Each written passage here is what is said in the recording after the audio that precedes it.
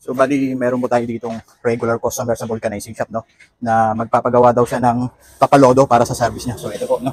Bali ang gagawin natin tapalodo diyan ay gawa sa mga lumang gulong na malalapad, mga gulong ng big pipe.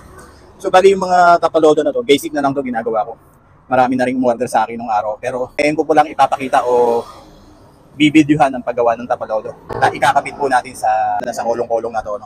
Yan. So bali ang gagawin natin, no, maghahanap muna tayo ng gulong na para sa tapalodo niya. Kukuha po tayo dito sa mga gulong na to na gagawin natin tapalodo, no. Kailangan yung medyo malalapad, no. Ito yung mga inipon ko nakatambak. So ito. Yan. At ganoon na rin po. So,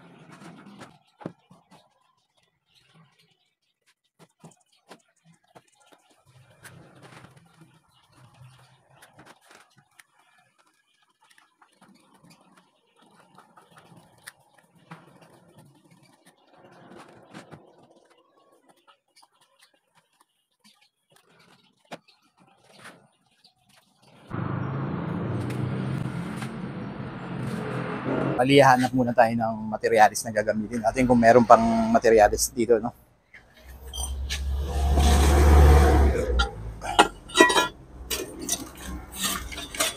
Mga flat bar.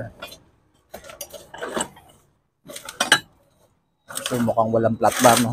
Pero ito makapal siya, pero no choice, wala tayong flat bar na medyo manipis. Pwede na to siguro.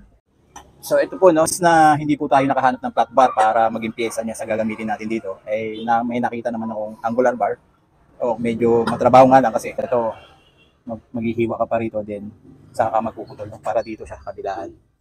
Papiraso lang yan. Dito ulit sa kabila.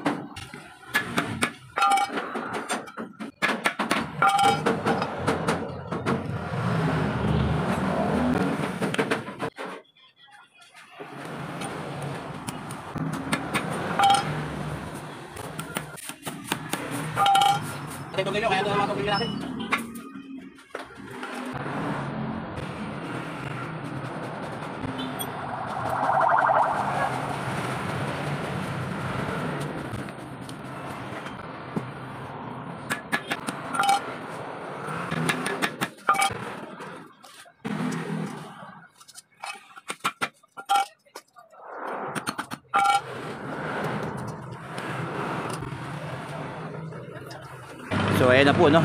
Ready na yung mga materialis natin ng mga tornilyo na galing sa interior ng mga tricycle, no, yung pito nila. Ito. Ayan. Kakabit na po natin siya sa side wheel ng kolong-kolong.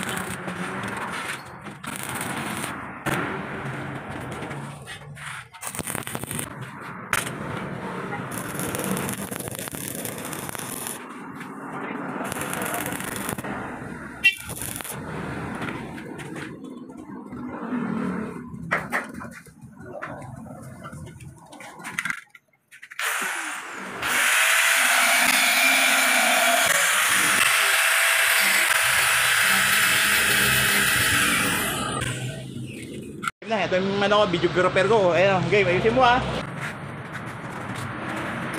Ayan. Ayan.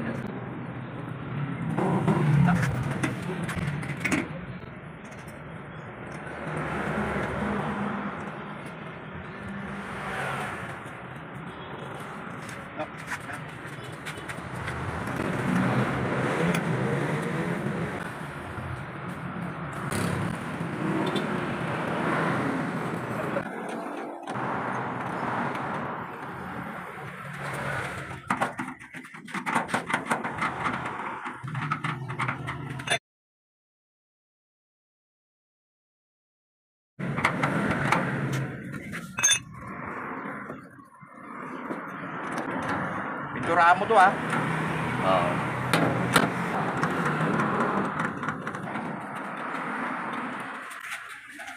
Pogi, ah. DIY, bolt and nut. Pag nasiraan ka ng pito, may pito ka pa, yan, oh. Kukuha ka ng pito. Barbula pala.